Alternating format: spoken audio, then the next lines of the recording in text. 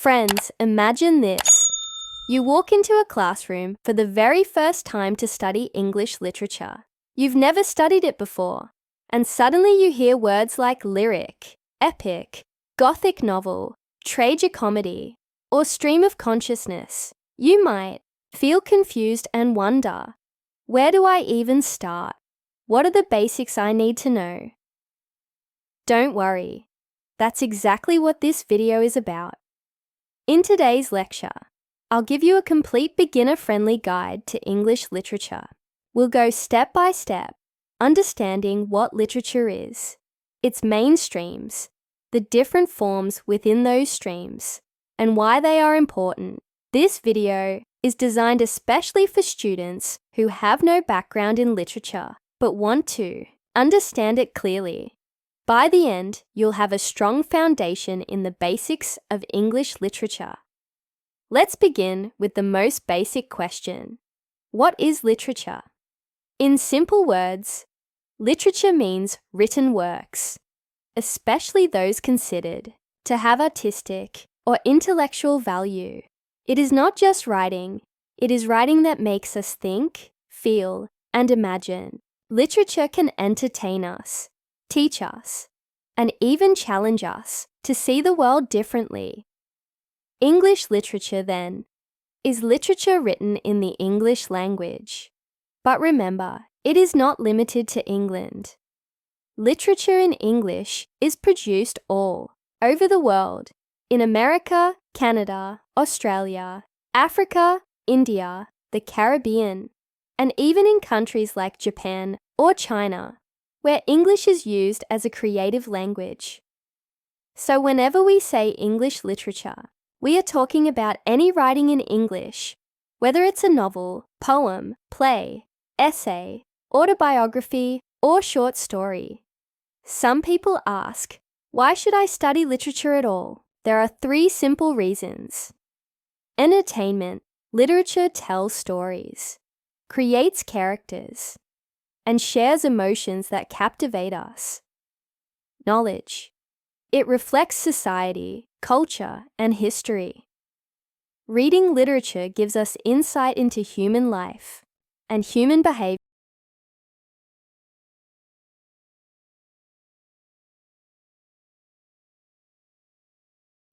Literature sharpens our ability to express ideas beautifully and effectively. Think of literature as a mirror of life. By studying it, we don't just enjoy stories. We understand people, cultures, and ideas more deeply. English literature is huge, but to make it simple, we divide it into 3 main streams: poetry, drama, prose, fiction, and non-fiction. Each of these streams has its own forms, styles, and history. Let's go through them one by one. Poetry is the oldest form of literature. Before people wrote books, they created poetry.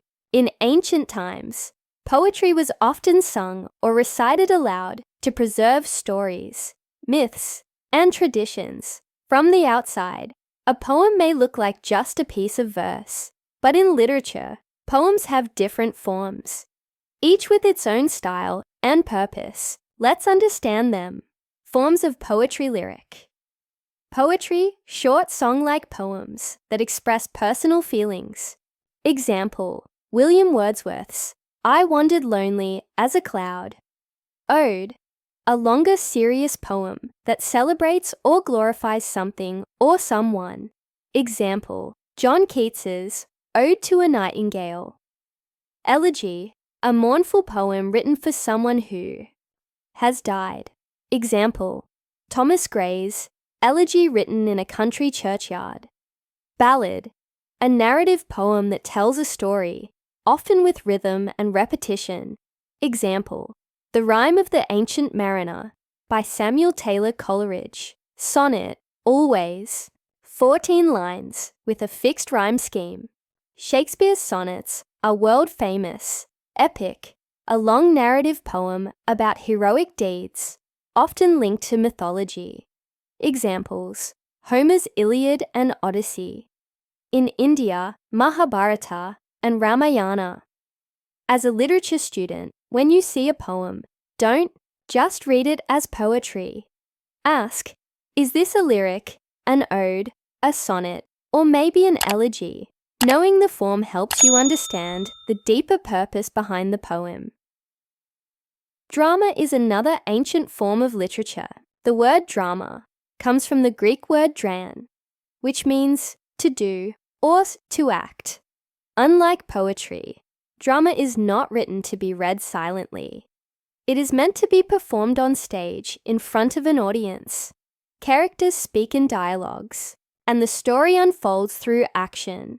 Tragedy, serious plays with unhappy endings, often involving the downfall of a great character.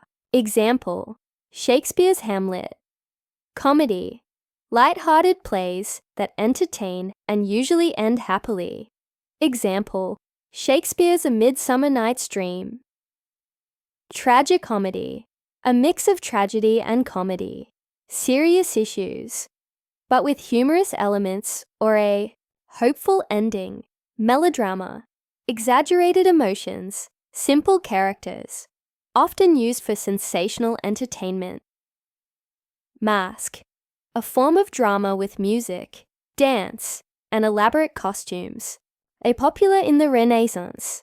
Modern drama includes domestic drama about family life, and the theatre of the absurd, plays that show the confusion of modern existence, like Samuel Beckett's Waiting for Godot.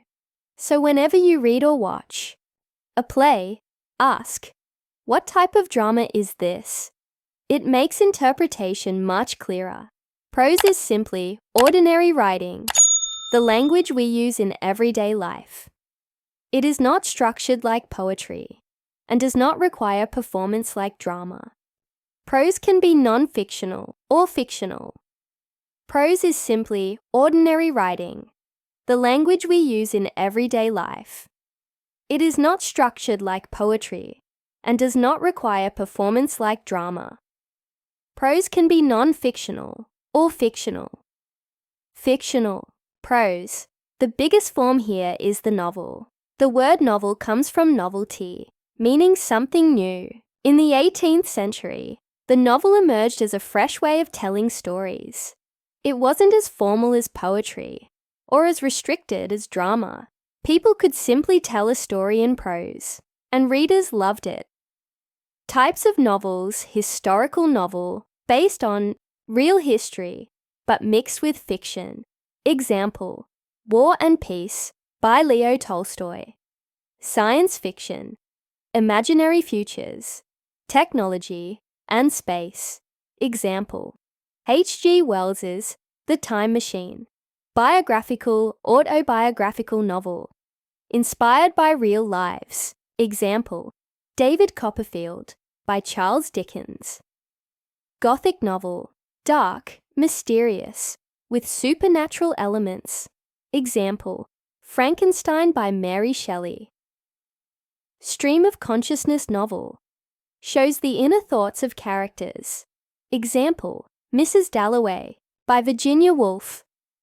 Realistic novel, everyday life and ordinary people. Example, Pride and Prejudice by Jane Austen. Magical realism novel, blends magic with reality. Example, Midnight's Children by Salman Rushdie. Apart from novels, prose also includes short stories, shorter narratives that focus on a single event or character. Writers like Edgar Allan Poe and O. Henry mastered this art. Another part of verse prose is literary criticism, which means analyzing and evaluating literature.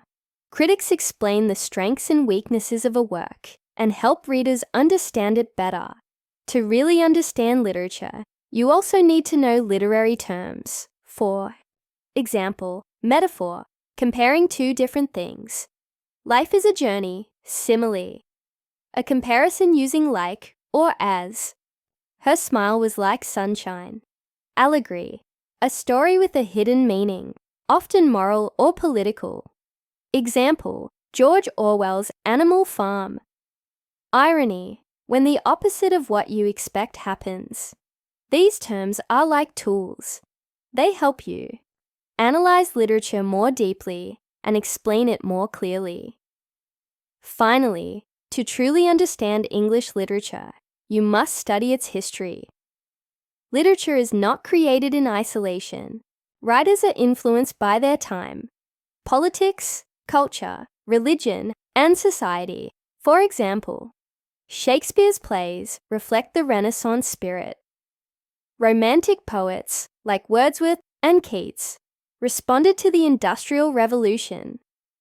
Modernist writers like T.S. Eliot wrote about the confusion after World War I. By studying the history of literature, you can see how ideas changed over time and why writers wrote the way they did. So friends, let's quickly revise what we learned today. English. Literature includes all works written in English worldwide. The main streams are poetry, drama, and prose. Poetry has many forms: lyric, ode, elegy, sonnet, ballad, epic. Drama includes tragedy, comedy, tragicomedy, melodrama, masque, and modern forms. Prose can be non-fictional, essays, biographies, memoirs, or fictional, novels, short stories. Novels have many types: historical, gothic, realistic, science fiction, and more. Literary terms and history are essential to deepen understanding. English literature is not just about reading stories and poems. It is about understanding human life, emotions, society, and culture through words. I hope this lecture gave you a clear foundation in the basics of English literature. If you're just starting out, don't worry. It may seem vast, but step by step, you'll find it's one of the most rewarding subjects you can study. That's all for today's video. If you found this helpful, please like, share, and subscribe, and let me know in the comments which stream of literature